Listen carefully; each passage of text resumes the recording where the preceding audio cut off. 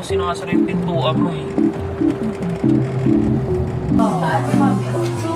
Touchscreen pala to.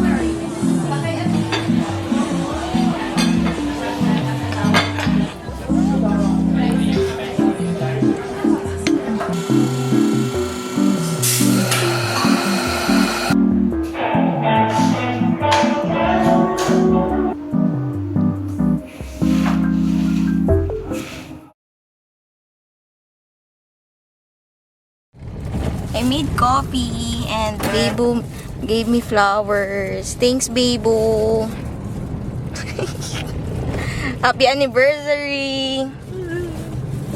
Ay, ganyan yan. Marap ka naman! Yan. So, ang plan namin today ay magpapa full body massage kami. Diba? Pampaanto. And then, naka-reserve kami sa Steak and fries. steak and fries. Tapos, magka-cafe. Baka mag-cafe kami. Then, uwi na. Simple lang. Sinasara yung pintuan mo eh. Dapat yung vlogs mo laging may mic na. Gusto nyo lang Para consistent yung gamitin ng audio. mic. Oo. Para consistent yung audio. Ganda-ganda. Okay lang, ikaw lang ma-arte. Wow! Kaya pala sabi niya, anong mas gusto mo? Mamo o steak and fries? Steak and fries. Engot pala to eh. Pinapili mo ako ng mahal. Dalawa yung pagpipili ang mahal. Tapos, sasabihin mo ako yung maarte. Ayun Galing. We're here na sa may parking ng... Anong pangalan?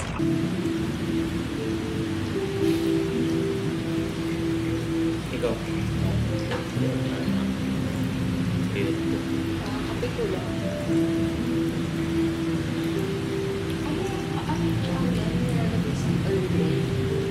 Earthling.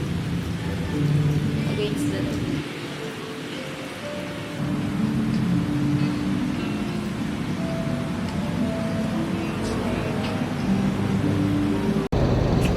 Hello guys, so change of plan.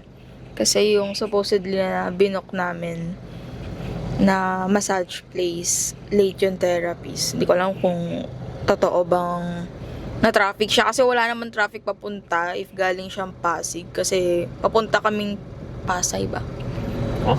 Ano ba? Papunta tayo saan? Pa-BG, ano yung BG? Tagig? Hindi naman tayo nagtagig Marcos Highway lang. Oh, I mean ngayon. So, wala namang traffic.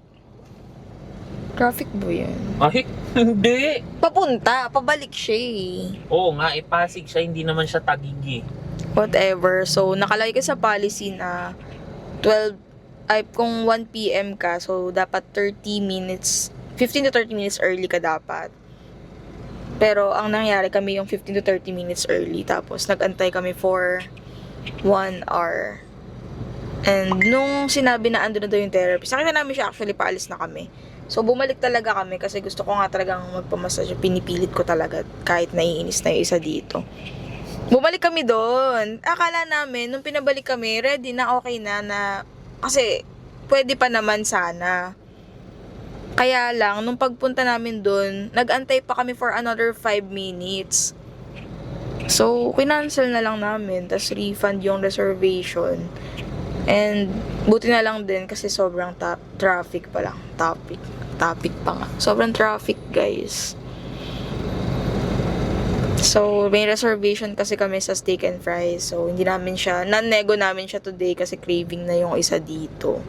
And, yun talaga yung... Kasi pinapili niya ako. Yun na naman siya.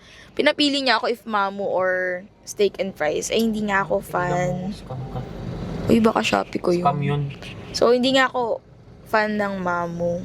Masarap naman, pero mas, kung papapiliin talaga ako, steak and fries talaga. Anyway, so, change of plan kami. Nag-book kami ng another massage place or spa. Around ano na lang, Marikina, para magawa na namin lahat ng ngayon, ng umaga. Then, para parang finale namin yung massage.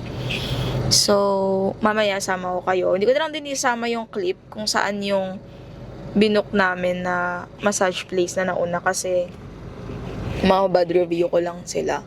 And hindi ko naman na-try yung services nila, so wala naman din akong parang karapatan i-bad review sila totally. Since baka nagkasabi ang totoo yung therapy sa traffic talaga siya, hindi natin alam, but very disappointing for us since planado ko talaga yung day namin ngayon and nakaka-disappoint na may sumira or nasira siya sa ganong circumstances lang. Yeah, but sabi nga niya ni JP, wag ko na daw sirain yung araw namin and 2 PM pa lang, mahaba pa ang araw, so let's just enjoy the day, the rest of the day. Ilang hours tayong bumiyahe? Ilang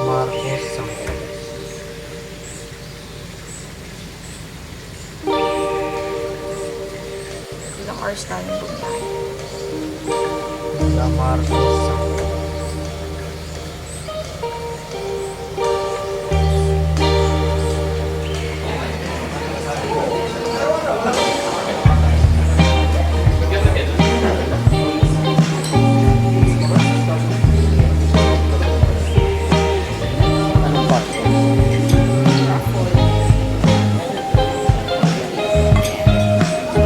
Paad na lang po ng mango shake.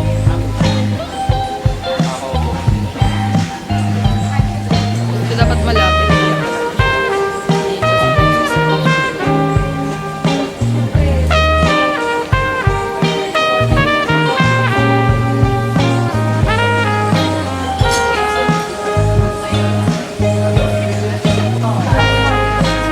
Touchscreen pala to.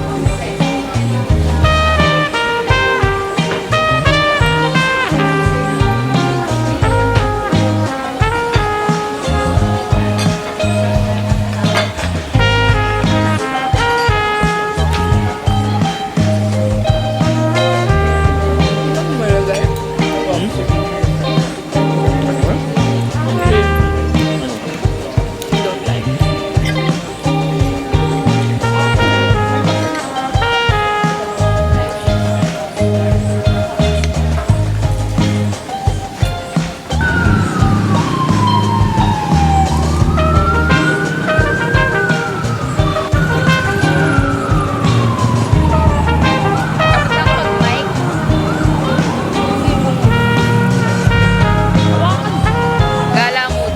Lakad-lakad. Sobrang busog. Tapos may free cake pa kami kanina. And picture. Pinituan yung cake.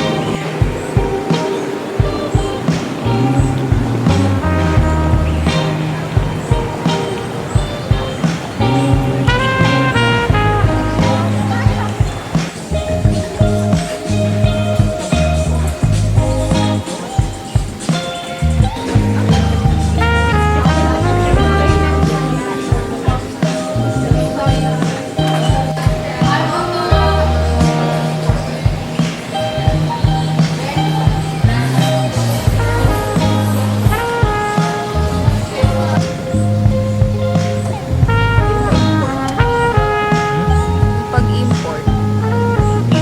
Kahit sabi mo air cargo na lang. Pag air cargo.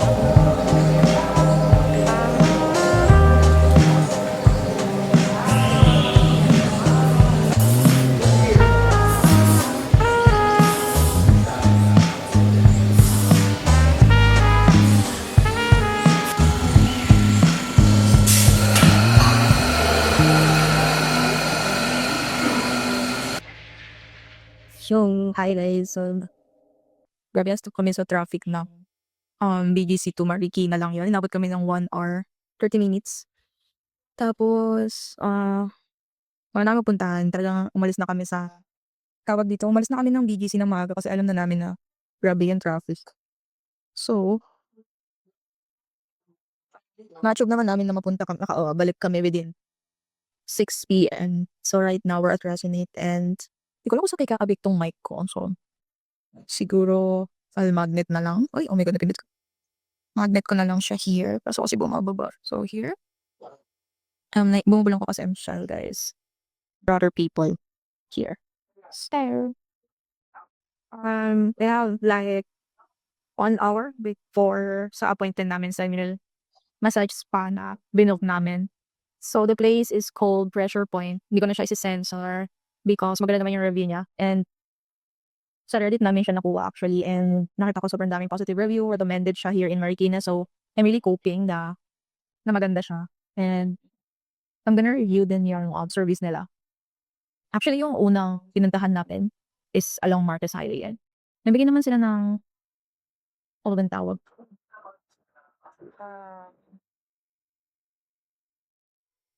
Ano bang tawag sa ganun? Yung parang nagbigay sila ng discount nga kasi nga. Yeah, nagbigay sila ng compensation sa amin ng 20% discount for next service na i-a-avail daw namin. Hoping mag-avail daw kami, but honestly, parang ayoko nang bumalik doon. And though, ayoko naman sabihin na hindi na ako balik sa Nolan, madaya sa akin din that not in the near future. Eh, parang hindi ko pa mabubura sa isip yan already today. So, I'm just really hoping na good experience sa Pressure Point kasi kind of having a big expectation dahil sobrang good review siya. Yun lang, I'm gonna enjoy my coffee first. Actually, na-enjoy ko pa yung kay JP.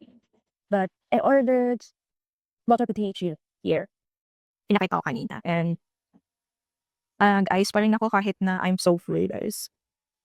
Because, wala lang. I don't like hot drinks. Oh, yes. Not for me. Pizza. Thank you. Kinaisan niya. I think bad angle ta dito. Si. Ikaw? Oh, laki ang chong. Nag-beer ngayon ako.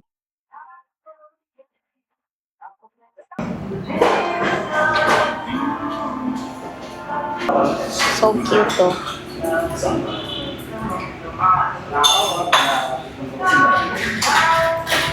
Wawa naman siya.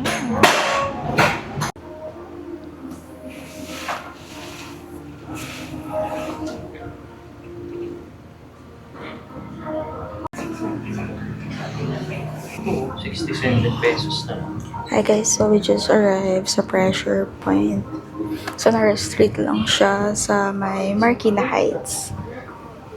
8 p.m. pa actually yung schedule namin and we're 5 minutes early. So we're just gonna chill here since we're so full.